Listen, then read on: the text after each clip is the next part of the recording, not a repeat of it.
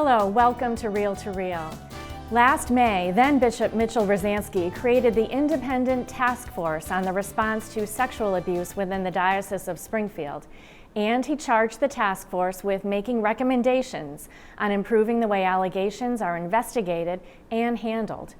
Key in this effort, the task force has prioritized collecting data, first from a survey conducted last fall and now from a targeted effort to receive valuable input from individuals who have been sexually abused by Catholic clergy, sisters, and other church personnel.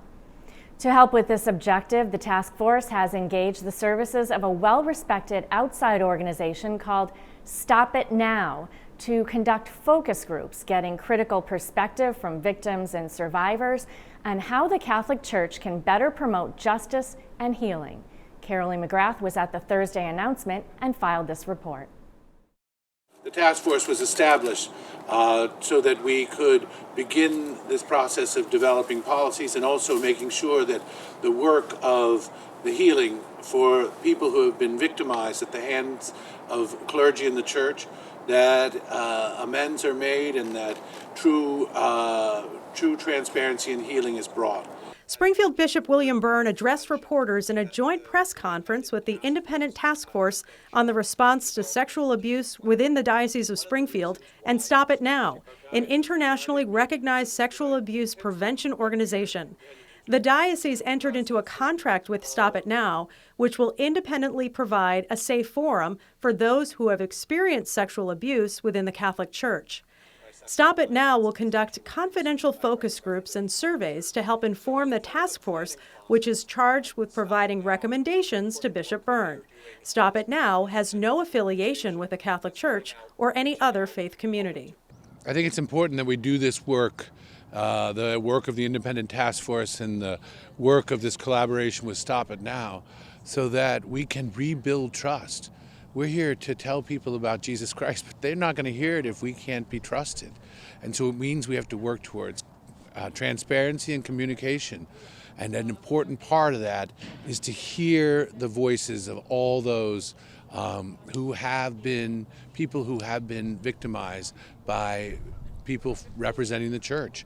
Retired Superior Court Judge Daniel Ford is the task force chairman. But there is no more important stakeholder than the group of people who allege that they have suffered sexual abuse at the hands of priests, deacons, nuns, or other diocesan staff. We believe that it is vital, indeed essential, that they be provided with the opportunity to make their voices heard. Stop It Now will provide them with that opportunity.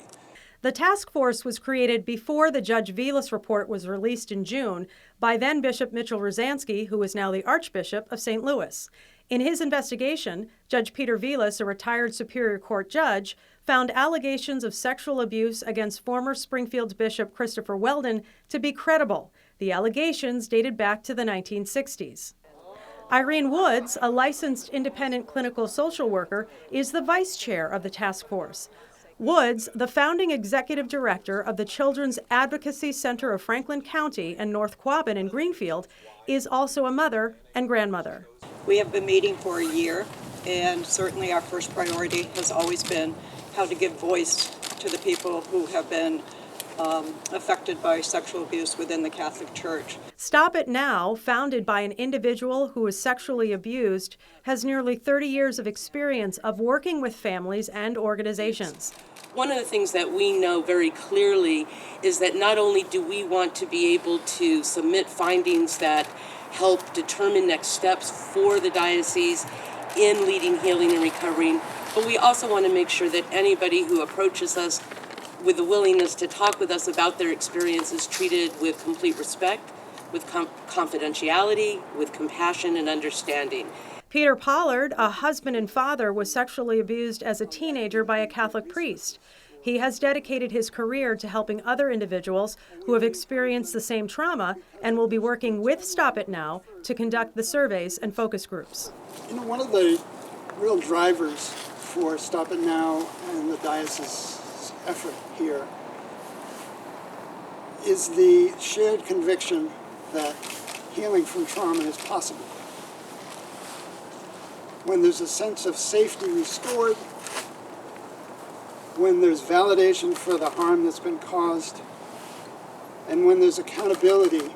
In addition to hearing from people who have been sexually abused, the task force also conducted a survey last fall, reaching out to people in the pews, priests, and others. And all of this information will help the task force develop a strategic plan.